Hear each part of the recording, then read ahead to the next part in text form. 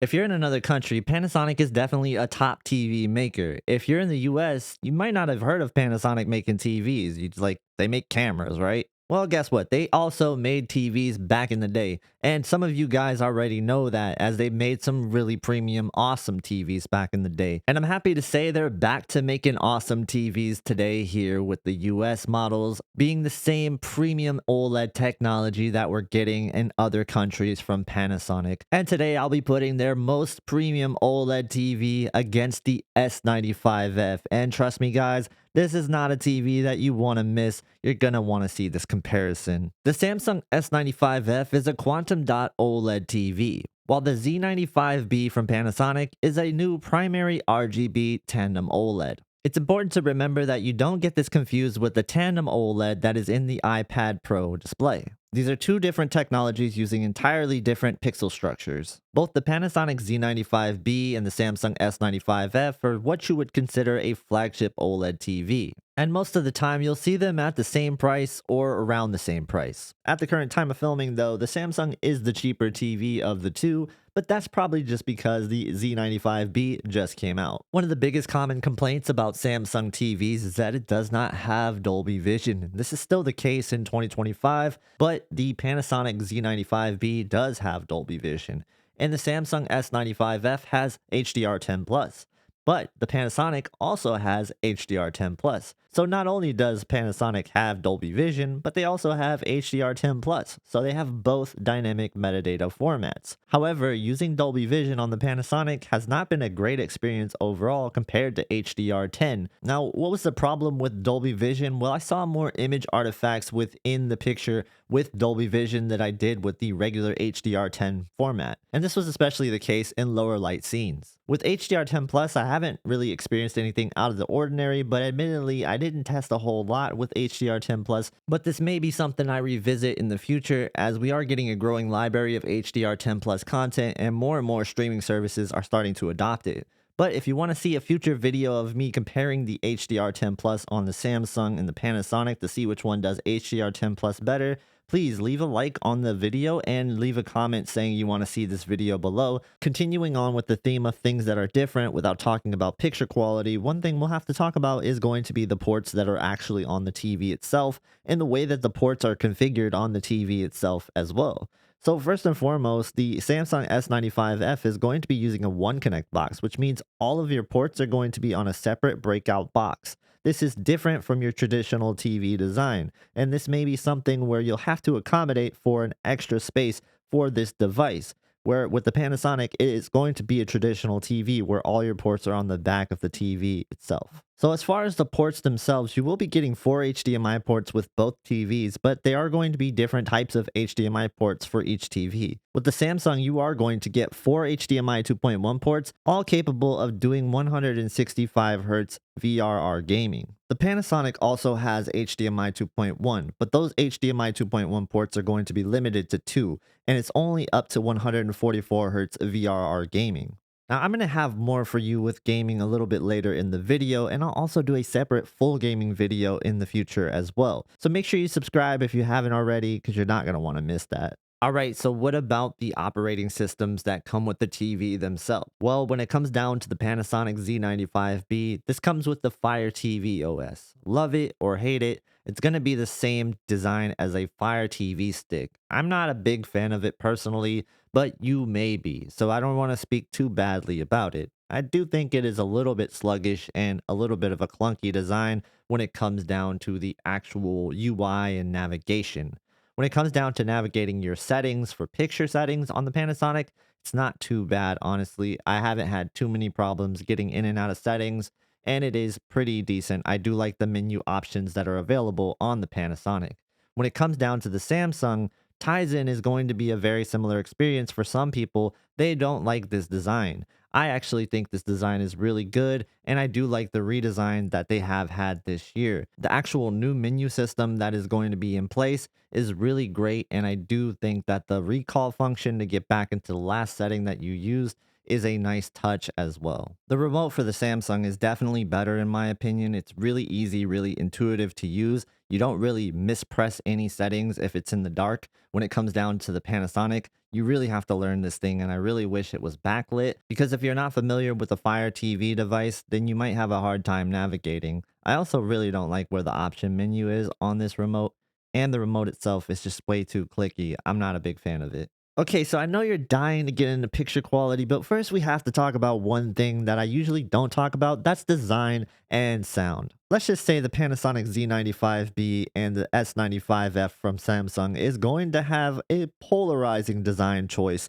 in some way or another. With the S95F, you have the screen coating, which is going to be their glare-free coating, which is essentially just a matte screen that is not like your traditional glossy screen that you may be used to with an OLED TV. Now, a lot of people may be turned off by this, and some people may actually think it benefits them and they will find it as a good solution for their room. I've seen it both ways. I personally don't mind it that much, as it has benefited me in my situation when I put it to the test, and I've also put it to some stress tests where it did pretty well.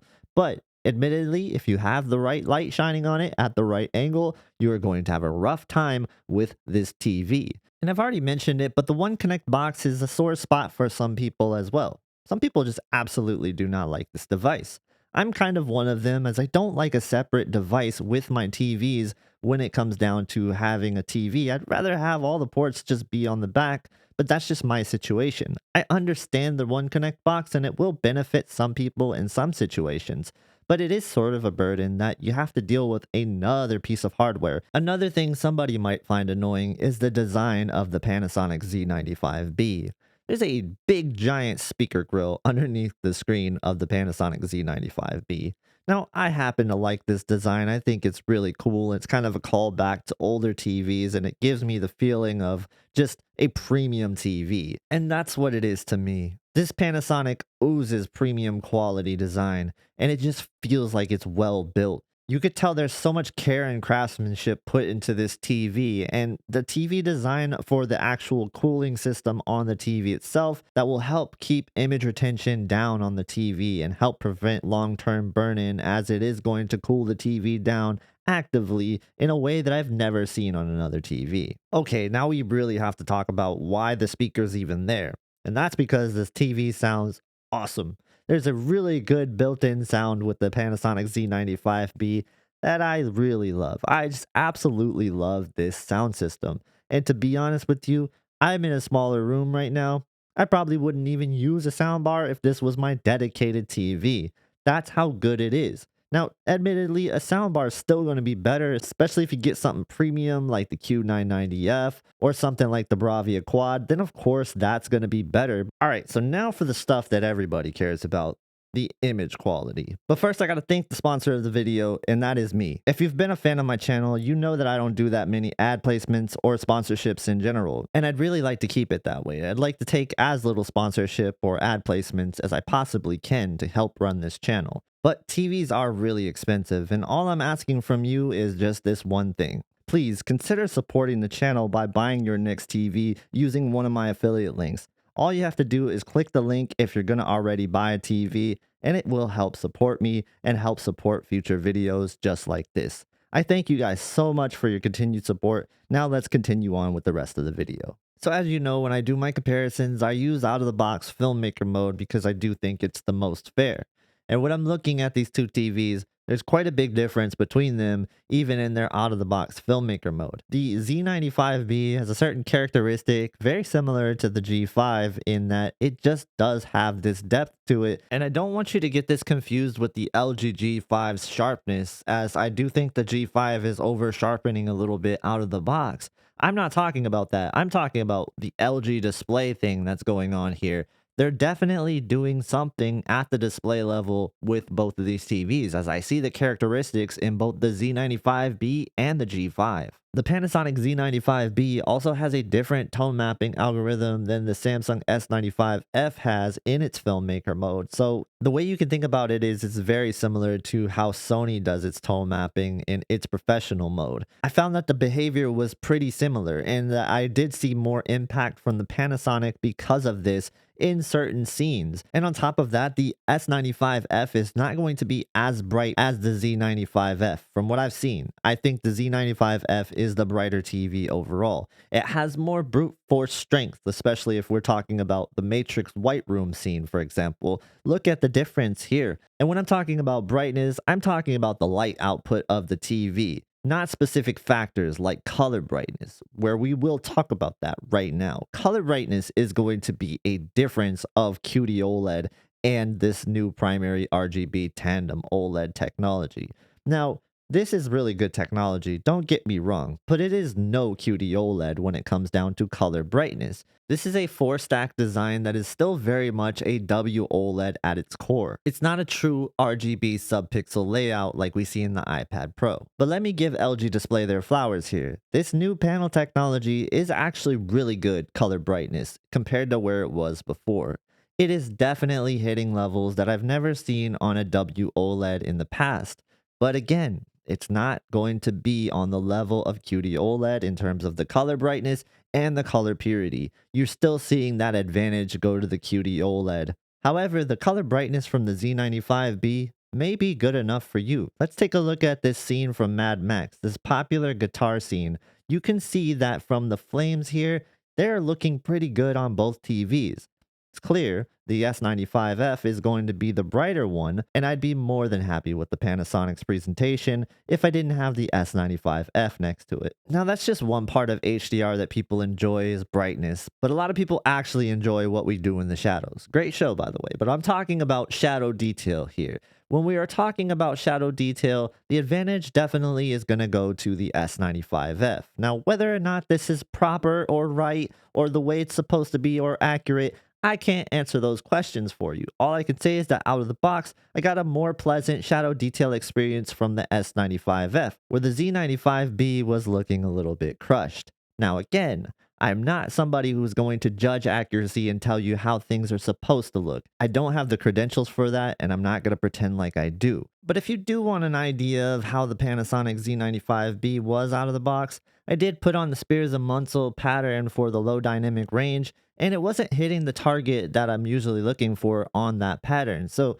yeah, to me, it looked a little bit crushed. And if you're not familiar with the term crushed, it pretty much just means that you can't really see in the shadows as much as you were hoping to see when it comes down to the out of the box black levels for the TV itself. Sometimes this can just open up by itself with some time with the TV, but I've been running this TV for quite a long time and I still haven't gotten where I would like to be. But keep in mind, this is out of the box. You could easily just bump up the shadow detail on this set, as there is a shadow detail slider. It's called something else. I don't remember exactly what it's called, but you can certainly raise the near black for this TV. So that's a nice thing.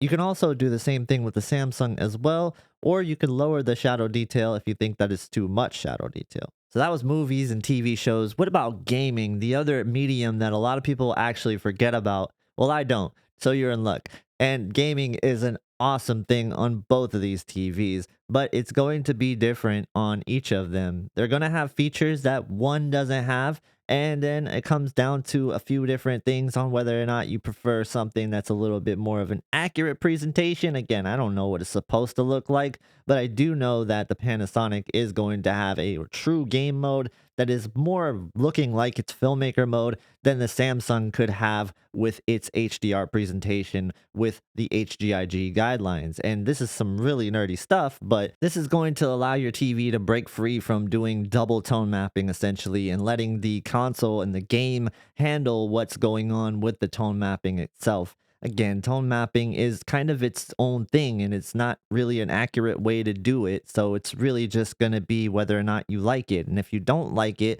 then you can use dynamic tone mapping, which is something, again, if you don't like that, then don't use it. There is no proper way to do these things. It's all definitely based on personal preference. So you just have to remember that. But yeah, they both do have HGIG guideline modes, and it's going to allow your TV to clip those patterns when you are in the game menus or in the console menu settings when you're trying to set up your HDR. So that's a really great thing. It's a good feature for TVs to have, and it's going to provide HDR highlights that aren't going to get blown out. And sometimes you will have situations where they might, even if they do have this mode, just based on how the TV's set out of the box. This could happen with the Samsung. If it does, you're gonna have to reduce the contrast by 1 or 2 clicks. My buddy Classy Tech Calibrations has a really good S95F settings guide for you to take a look at, and I'll probably have one out myself pretty soon as well. But in the meantime, check his guide out because he's gonna be the one that has the best settings all the time, definitely. And I will do my best to get a Z95B settings guide out as well. But I'm going to tell you this right now, you might not need it. You might just be fine with the true game mode out of the box because it looks really good. It's very much like the Sony in that sense, where it just kind of looks like it doesn't need any changes. So I think that's awesome. And this is something that I'm pushing for TVs to do more of because the S95F out of the box, the LG G5 out of the box, absolutely terrible on what type of game mode they put you in. Literally all you need is a true game mode. And dude, Panasonic, I just said Panasonic. I guess I'll just keep it in there. But yeah, Panasonic also has a game mode, and it's just like the other game modes LG and Samsung offer, where it's high color and just kind of out there with its presentation. But the difference is they offer a separate true game mode. You can get very impactful colors out of the Samsung if you use certain settings, but it is going to be something like a treasure dive, and you're going to have to dig your way to the best settings. It's not easy to find. Sometimes it is, all you have to do is go to the video I told you to go to earlier. But if you're not listening to me right now, then you're going to have a hard time.